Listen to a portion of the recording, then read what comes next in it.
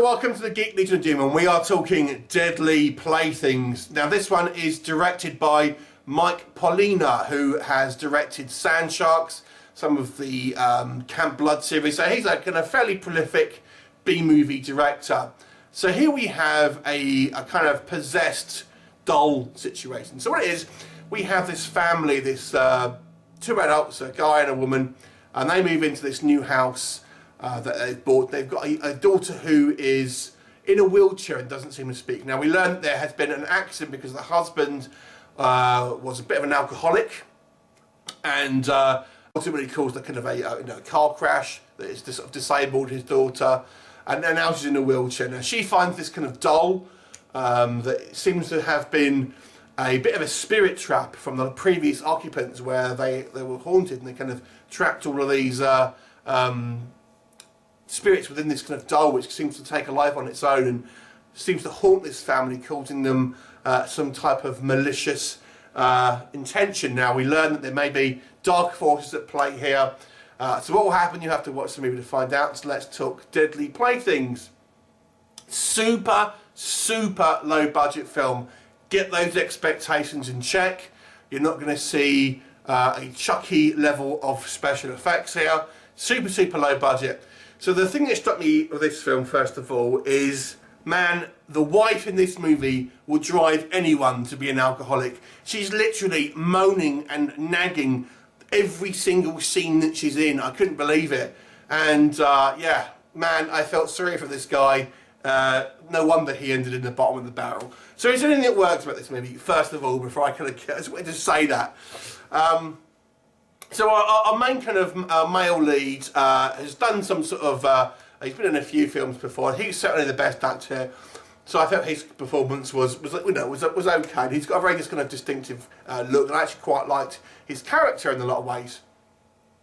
This movie is quite ambitious in regards to trying to show you a lot on screen in regards to these sort of ghostly effects, and I applaud the effort of not kind of, because it's very low budget, the temptation might be to kind of keep a lot of this stuff off screen, but it does have the attempt here to do, to try and show you a reasonable amount on screen via kind of VFX, really. Now, do those VFX work? We'll come on to it, but I have to applaud the attempt. And the story is, is not hard to follow. I feel it doesn't become overly convoluted, so it's kind of a fairly kind of easy watch here.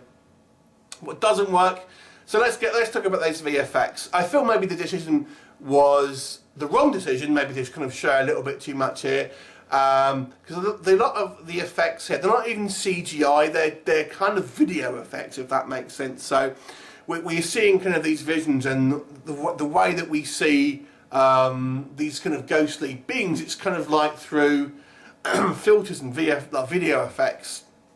So it really doesn't look particularly good, and I felt because it's such a low budget film, it may have been the better option to be a bit more subtle almost, and kind of show a little bit less on screen to try and maybe get the kind of the tension up a little bit more. The acting, the male lead wasn't too bad, but unfortunately that's where the praise ends with the acting. I don't like to kind of like critique too badly people's acting, but I had a look at the other cast's credits here, and there's none. This is it, and I can see why. Especially the wife. Her character is literally complaining and moaning in literally every scene, and that's obviously where maybe the way she was written. But because of that, she's horribly unlikable, and the acting is just painful as well, unfortunately. This movie suffers from obviously a very low budget, and so I don't mind low budget films, to be honest with you, as long as they've got an interesting story. And the story, I would say, isn't so bad here, to be honest. So I can kind of give it some leeway in regards to not having the budget here, but it's just very kind of cheap. The camera work is quite poor, the editing is poor. So a lot of the kind of, in regards to kind of the technical side of stuff, is just very kind of lowbrow, shall we say. So if you're looking for a smoother kind of movie, then you may want to look at this. If you like kind of your low budget schlock, then I feel the story is worth telling.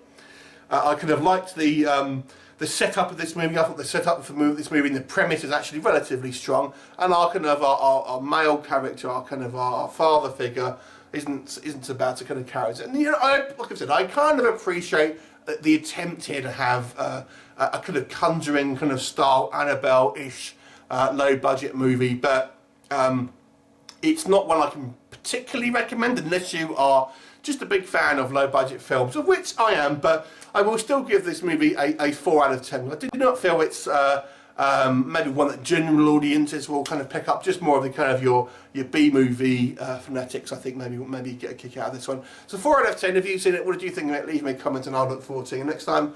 Bye for now.